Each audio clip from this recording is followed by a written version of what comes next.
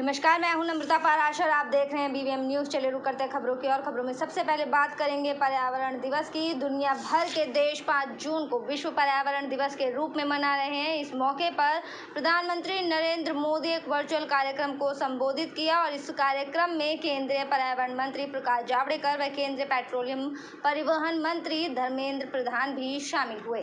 इस कार्यक्रम का आयोजन पेट्रोलियम और प्राकृतिक गैस मंत्रालय व पर्यावरण, वन और जलवायु परिवर्तन मंत्रालय में संयुक्त रूप से किया गया। इस वर्ष के आयोजन का विषय बेहतर पर्यावरण के लिए जैव ईंधन को बढ़ावा देना है और ये इस कार्यक्रम का विषय रहा। कार्यक्रम के दौरान प्रधानमंत्री ने बताया कि विश्व पर्यावरण दिवस के अवसर पर भारत ने एथेनॉल क्षेत्र के विकास के लिए हर एक विस्तृत रोड मैप जारी किया है, जो कि एक महत्वपूर्ण कदम है।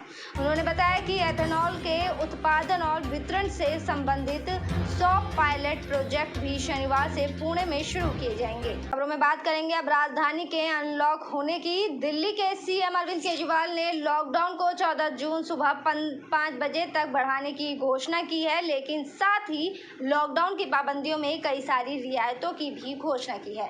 सीएम केजरीवाल ने कहा कि दिल्ली में धीरे धीरे कोरोना की स्थिति बेहतर हो रही है, जिसे देखते हुए हमने अनलॉक की प्रक्रिया शुरू कर दी है। 7 जून को सुबह 5 बजे तक लॉकडाउन जारी रहेगा। इसके बाद काफी सारी एक्टिविटी में रियायत दी जाएगी। पिछले हफ्ते फैक्ट्री और कंस्ट्रक्शन एक्टिविटी खोली गई है और उसके बावजूद स्थिति कंट्रोल में है। मॉल और बाजार में और इवन के हिसाब से दुकानें खोली जाएंगी। केजरीवाल ने कोविड-19 की संभावित तीसरी लहर से निपटने की तैयारी पर कहा कि हमने बच्चों के लिए सुरक्षा योजना तैयार करने के वास्ते बाल चिकित्सा कार्य बल गठित किया है। हम ऑक्सीजन की कमी की आशंका से निपटने के लिए 420 टन ऑक्सीजन का भंडारण करने की व्यवस्था कर रहे हैं और 64 ऑक्सीजन संयंत्र लगा रहे हैं। एक्टिविटीज़ में रियायत दी जा रही है, उनको खोला जा रहा है। एक तो जितने बाज़ार हैं, मॉल्स हैं, उनको खोला जा रहा है ऑड इवन के बेसिस पे कि आधी दुकानें एक दिन खुलेंगी, आधी दुकानें दूसरे दिन खुलेंगी, आधी दुकानें एक दिन, आधी दुकानें दूसरे दिन। 10 बजे से सुबह 10 बजे से शाम को 8 बजे तक दुकान नंबर के हिसाब से, ऑड इवन के हिसाब से दुकानें खोली जाएंगी। दूसरा, जितने दिल्ली में सरकारी दफ्तर हैं, उन सरकारी दफ्तरों में ग्रुप ए ऑफिसर्स जो हैं वो 100% काम करेंगे और ग्रुप बाकी उसके नीचे वाले जो हैं वो 50% काम करेंगे। लेकिन जो एसेंशियल सर्विसेज में काम करने वाले कर्मचारी हैं वो 100% काम करेंगे और हर एचओडी डिसाइड करेगा कि किसको एसेंशियल सर्विस कहना है और किसको 50% करना है और किसको 100% करना है। जितने प्राइवेट ऑफिसेज हैं, उन सभी प्राइवेट ऑफिसेज में 50% मैन पावर के साथ वो खोले जा सकते हैं और लेकिन कोशिश करेंगे कि ज़्यादा से ज़्यादा लोग वर्क फ्रॉम होम करें और अपने प्राइवेट ऑफिसेज कोशिश करें अपने टाइम को स्टैगर करने की कि ताकि सब लोग एक साथ सड़क पे ना आए। दूसरी चीज़, जो स्टैंड अलोन शॉप्स हैं और जो एसेंशियल सर्विसेज प्रोवाइड करने वाली चलिए बढ़ते अगली खबर की ओर। कांग्रेस महासचिव प्रियंका गांधी वाड्रा ने कोरोना वायरस संक्रमित की दूसरी लहर के दौरान अस्पतालों में ऑक्सीजन और आईसीयू बेड की संख्या कम करने का उल्लेख किया और इस पर सरकार पर उन्होंने निशाना भी साधा है। उन्होंने सवाल किया कि आखिर पहली लहर के बाद विशेषज्ञों और संसदीय समिति की चेतावनी को अनसुना करते हुए अस्पतालों में बिस्तर की संख्या क्यों घटाई गई। कांग्रेस महासचिव ने सरकार से प्रश्न करने की अपनी श्रृंखला जिम्मेदार कौन के तहत किए गए फेसबुक पोस्ट में ये पूछा कि क्या देश के लोगों को स्वास्थ्य सुविधाएं उपलब्ध कराने से ज्यादा महत्वपूर्ण प्रधानमंत्री निवास और नई संसद का निर्माण है। प्रियंका गांधी ने आरोप लगाया कि जिस समय प्रधानमंत्री नरेंद्र मोदी कोरोना महामारी महामारी से युद्ध जीत लेने की घोषणा कर रहे थे, उसी समय देश में ऑक्सीजन, आईसीयू और वेंटिलेटर बेडों की संख्या कम की जा रही थी। लेकिन झूठे प्रचार में लिप्त सरकार ने इस और कोई ध्यान ही नहीं दिया। करेंगे अब अगली खबर की। सोशल मीडिया वेबसाइट ट्विटर ने अपनी गलती स्वीकार करते हुए भारत के उपराष्ट्रपति एम वेंकैया नायडू का अकाउंट दोबारा वेरीफाई कर दिया है। सरकार की नाराजगी के बाद ट्विटर ने ये कदम उठाया। सरकार की ओर से साफ तौर पर कहा गया था कि उपराष्ट्रपति देश का दूसरा सबसे बड़ा संवैधानिक पद है। संवैधानिक पद पर बैठे व्यक्ति किसी पार्टी का हिस्सा नहीं होते, इसलिए सरकार ट्विटर की इस हरकत को संवैधानिक अनादर की नजर से देखती है। इसके बाद ट्विटर ने अपनी जो गलती थी उसको स्वीकार किया और उपराष्ट्रपति एम वेंकैया नायडू के ट्विटर अकाउंट को दोबारा वेरीफाई किया। और अब से कुछ देर पहले चलिए खबरों में बात करेंगे अब चक्रवात यस से हुए नुकसान की। आपको बता दें कि चक्रवाती तूफान यास के कारण हुए नुकसान का जायजा लेने के लिए 7 सदस्यीय केंद्रीय दल रविवार को 3 दिवसीय दौरे पर पश्चिम बंगाल पहुंचेगा और एक वरिष्ठ अधिकारी ने शनिवार को इसकी जानकारी दी है। आपको बता दें कि केंद्रीय गृह मंत्रालय में संयुक्त सचिव एस.के. शाही के नेतृत्व वाला अंतर मंत्रीय दल रविवार को सबसे पहले दक्षिण 24 परगना जिले में पहुंचकर तूफान के कारण हुए नुकसान का जायजा लेगा। इसके बाद अगले दिन वो पूर्व मेदिनीपुर जाएगा। अधिकारी के मुताबिक केंद्रीय दल 3 दिनों तक तूफान प्रभावित इलाकों का दौरा कर नुकसान का आकलन करेंगे और इसके बाद 9 जून को दिल्ली लौट सकते हैं। उन्होंने कहा कि रविवार की सुबह बंगाल पहुंचने के बाद केंद्रीय दल सीधे दक्षिण 24 परगना जिले में पहुंचकर वहां तूफान प्रभावित इलाकों का दौरा करेगा। वहां अधिकारी के साथ एक बैठक भी होगी। चलिए खबरों में बात करेंगे अब फरीदाबाद की। हरियाणा के परिवहन एवं खनन मंत्री मूलचंद शर्मा ने विश्व पर्यावरण दिवस पर बल्लभगढ़ के राजा नाहर सिंह पार्क में पौधारोपण करने के बाद देश प्रदेश के लोगों से अपील करते हुए कहा कि सभी को अपने जीवन में वृक्ष जरूर लगाने चाहिए। यही नहीं, अपनी शादी की वर्षगांठ व जन्मदिन पर भी एक पौधा अवश्य लगाएं और उसकी 3 साल तक देखभाल करें। उन्होंने कहा कि पर्यावरण को बचाने के लिए जन भागीदारी बेहद जरूरी है। आमजन की भागीदारी के बिना कोई भी मुहिम सही रूप से क्रियान्वित नहीं की जा सकती। परिवहन मंत्री ने कहा कि कोरोना जैसी वैश्विक महामारी में देश को सबसे ज्यादा ऑक्सीजन की आवश्यकता महसूस हुई है, जिसे देखते हुए विश्व पर्यावरण दिवस के मौके पर जगह जगह सभी पौधारोपण कर रहे हैं ताकि लोगों को भरपूर ऑक्सीजन और शुद्ध वातावरण मिल सके। उन्होंने बताया कि पर्यावरण दिवस पर त्रिवेणी के पौधे लगाए गए हैं, जिनमें बड़, पीपल और नीम के अलावा फलदार और छायादार वृक्ष भी शामिल है। परिवहन मंत्री मूलचंद शर्मा व उपस्थित सभी नेतागण और पर्यावरण प्रेमियों ने इस अवसर पर कोरोना महामारी में जीवन की जंग हार चुके देश प्रदेश के नागरिकों की आत्मा की शांति के लिए 2 मिनट का मौन भी रखा। उसकी शुरुआत की और जो साथी हमें बीच में छोड़ के चले गए, उनकी याद में भी हम सब लोगों ने सामाजिक धार्मिक संगठन उसका भी 2 मिनट का मौन रखा है। उनकी याद में भी इन पेड़ों को कि जो पर्यावरण को साफ रखना, ठीक रखना हम सब का कर्तव्य है। सभी लोगों को ऑक्सीजन, पेड़ों की हर आदमी को ज़रूरत है कि ज़्यादा से ज़्यादा पेड़ लगाने चाहिए, उनकी रक्षा भी करनी चाहिए। पेड़ लगाने का उद्देश्य नहीं, पेड़ों की रक्षा करना हम सब का कर्तव्य है। आज भारतीय जनता पार्टी के सभी साथी ने, मेरे साथी सभी गोपाल शर्मा जिलाध्यक्ष हैं, सभी पार्षद हैं, मंडल के प्रधान हैं और सभी धार्मिक सामाजिक संगठन के प्रेम कट्टर जी, सब लोगों ने हमने आज पर्यावरण से पेड़ों की शुरुआत की। कौन कौन से पेड़ यहाँ इस तरीके से? आज हमने बरगद का पेड़ है, पीपल का पेड़ है, नीम का पेड़ है, अलोस्टोनिया का पेड़ है, तो इस तरह के जामुन का पेड़ है कि इस पेड़ों से आम पक्षी को लाभ मिलता है। क्यों, जो ऑक्सीजन 24 घंटा बढ़ देता है, पीपल देता है, इनसे आम लोगों को लाभ मिलेगा और पर्यावरण को शुद्धिकरण है। विश्व पर्यावरण दिवस पर युवाओं को क्या संदेश देना चाहेंगे भविष्य के लिए? नहीं, ये है कि युवाओं को सबसे ज़्यादा मैं एक बात कहूँ, जो कोरोना का जो समय रहा, जो हालात देश और दुनिया के रहे, आज हर आदमी ने, हर व्यक्ति ने आज ऑक्सीजन की बात करी है। खबर की और विश्व पर्यावरण दिवस के अवसर पर फरीदाबाद के जेसी बॉस वायएमसी विश्वविद्यालय में कुलपति प्रोफेसर दिनेश कुमार ने पौधारोपण किया और एक पौधा एक संकल्प अभियान का शुभारंभ किया। इस दौरान कुलपति के साथ कुल सचिव डॉक्टर एस.के. गर्ग सहित विभिन्न विभागों के अध्यक्ष और अधिकारी भी मौजूद रहे। पर्यावरण दिवस के मौके पर कुलपति प्रोफेसर दिनेश कुमार ने कहा कि कोरोना महामारी से हमने एक सबक लिया है। हमें अपने पर्यावरण को बचाना है। हाल ही में पूरे देश में ऑक्सीजन के चलते हाहाकार मचा, ऐसा भविष्य में ना हो, इसलिए हम पौधे जरूर लगाएं ताकि हमारी आने वाली पीढ़ी ऑक्सीजन के लिए लंबी लंबी कतारों में खड़ी ना हो, किसी को सांस लेने के लिए सिलेंडर का सहारा न लेना पड़े। स्टाफ है, बाकी सभी ने पौधे लगाए हैं। और आप सब जानते हैं कि जब कोरोना काल में जब इस तरह की जो प्रॉब्लम हुई, जब ऑक्सीजन की कमी हुई, तो रियलाइज़ हुआ कि यार ये जो पेड़ पौधे हैं ये तो कितने काम की चीज़ है, कितने ऑक्सीजन हमें देते हैं दिन रात। तो हमने कभी इम्पोर्टेंस नहीं समझी, पर मेरे को लगता है कोरोना काल में हमें इम्पोर्टेंस पता चली है इसकी कि हमें कितने ज़्यादा पेड़ पौधे लगाने से कितना फ़ायदा हो सकता है। तो मेरी सभी से अपील यही है कि इस चीज़ को देखते हुए कि इस बार हमें प्लांटेशन ज़्यादा करना चाहिए, जिससे कि ऑक्सीजन की कमी जो सिलेंडर्स के थ्रू हम कर रहे थे वो अपने आप ही हमें ऑक्सीजन मिले वायुमंडल में। चलिए रुक करेंगे अगली खबर की और। थैलेसीमिया ग्रस्त बच्चों को जीवन दान देने के लिए फरीदाबाद की divine charitable blood bank society आगे बढ़कर आ रही है और उन्होंने आगे बढ़ चढ़कर काम भी किया है। उन्होंने 6 थैलेसीमिया ग्रस्त गरीब बच्चों को मुफ्त में रक्त उपलब्ध कराकर उनको जीवन दान देने का काम किया। बता दें कि कोरोना महामारी के चलते थैलेसीमिया ग्रस्त बच्चों को समय पर रक्त नहीं मिल पा रहा था। उनकी जरूरत को देखते हुए इस संस्था ने ऐसे लोगों की मदद करने का बीड़ा उठाया है। संस्था द्वारा कोविड-19 के नियमों का पालन करते हुए ब्लड सेंटर पर थैलेसीमिया से ग्रस्त बच्चों को रक्त चढ़ाया गया।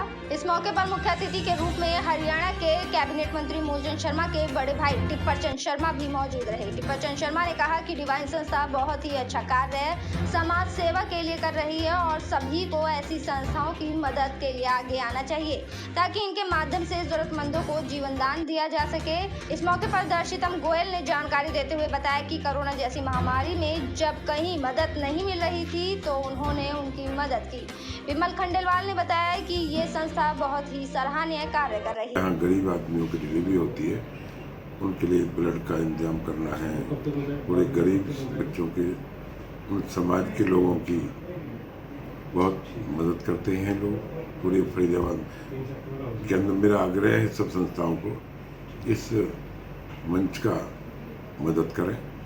और इसी बीच में इस मंच के माध्यम से एक बात और कहना चाहता हूँ, मेरे भाई हैं विमल खंडेलवाल जी, जो अपना रेड क्रॉस की तरफ से भी आम जनमानस के बीच में रहते हैं और कोई भी जरूरत पड़े तो भाई हैं मेरे विमल खंडेलवाल, मेरे परिवार के बच्चे हैं, इनसे भी संपर्क कर सकते हैं। मैं आज बधाई देता हूँ अपने दादाजी गोयल साहब को, जो हमारे संस्थापक हैं इस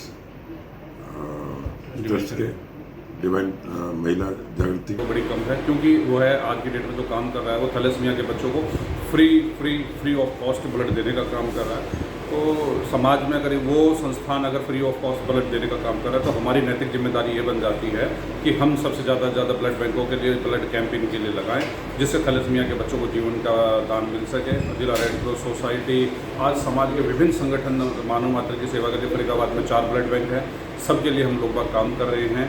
और मैं फरीदाबाद की जनता से विशेष रूप से कितने लोगों को ब्लड दिया गया, कितने लोगों को ब्लड? आज 6 लोगों को ब्लड यहाँ पे चढ़ाया गया है, जिसके अंदर यहाँ पे एक भी पैसा नहीं लिया जा रहा, कोई फिल्टर का पैसा नहीं लिया जा रहा, सबको फ्री ऑफ कॉस्ट चढ़ाया जा रहा है। फरीदाबाद में 4 ब्लड बैंक है, हमारे दायित्व। चलिए खबरों में बात करेंगे अब पृथला विधानसभा क्षेत्र की। कोरोना की दूसरी लहर में ऑक्सीजन की कमी से कई लोगों की जान चली गई, बहुत से लोगों को अपनी जान गंवानी पड़ी। इससे सबक लेते हुए IMT इंडस्ट्रियल एसोसिएशन फरीदाबाद ने HSIIDC के साथ मिलकर विश्व पर्यावरण दिवस पर सघन पौधारोपण अभियान की शुरुआत की। इस मौके पर पृथला के विधायक व हरियाणा सरकार के चेयरमैन नैनपाल रावत ने बतौर मुख्य अतिथि शिरकत की और पौधे लगाए।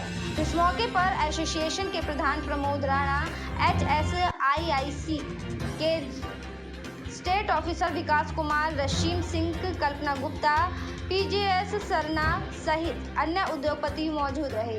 इस मौके पर न केवल अधिक से अधिक पौधे लगाने का संकल्प लिया गया बल्कि उनकी देखभाल को भी सुनिश्चित करने के लिए चर्चा की गई। इस मौके पर विधायक नैनपाल ने सभी से अपील की है कि वे अधिक से अधिक पौधे लगाएं और पर्यावरण को स्वच्छ बनाएं। विधानसभा क्षेत्र को लेकर निश्चित तौर पर पहले तो मैं जो विश्व पर्यावरण दिवस है उसकी प्रदेश के सभी वासियों को, पृथ्वावासियों को, देशवासियों को ढेर सारी बधाई देता हूं।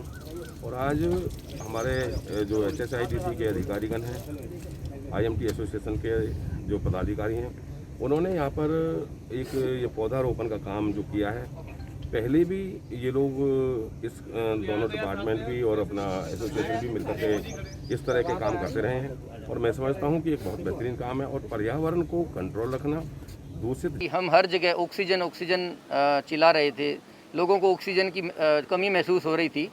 तो इस संदर्भ में मैंने जब यहाँ पे आके देखा तो जैसे हम यहाँ पे कंक्रीट की बिल्डिंग्स बना रहे हैं, तो मेरा टारगेट ये था कि यहाँ पे कंक्रीट की बिल्डिंग के साथ हम उतने ही पेड़ भी लगाए जाएं। तो इस मानसून में मेरा टारगेट ये है कि हम एसोसिएशन के साथ मिलके, हमारे एसोसिएशन के प्रधान हैं, इन्होंने भी मुझे वादा किया है कि हम दोनों मिलके इस बात करेंगे अगली खबर की। साइबर क्राइम के जरिए जिले में अलग अलग थाने क्षेत्र के अंतर्गत 19 लोगों के बैंक खातों से 9,82,440 रुपए निकाल लिए गए। पुलिस ने सभी पीड़ितों की शिकायत पर अज्ञात आरोपियों के खिलाफ मामला दर्ज कर जांच शुरू कर दी है। पलवल जिले में साइबर अपराधियों का आतंक लगातार बढ़ता ही जा रहा है। इस प्रकार के अपराधी इतने सक्रिय हैं कि वे फर्जी कॉल व किसी प्रकार का लोभ लालच देकर लोगों को अपनी जाल में फंसाते हैं और उन्हें हजारों लाखों रुपए की चपत बड़े ही आसानी तरीके से लगा देते हैं। यहाँ तक कि कई बार तो ये भी देखने को आता है कि खाता धारक को बगैर किसी प्रकार की जानकारी के खाते से रुपए काट लिए जाते हैं।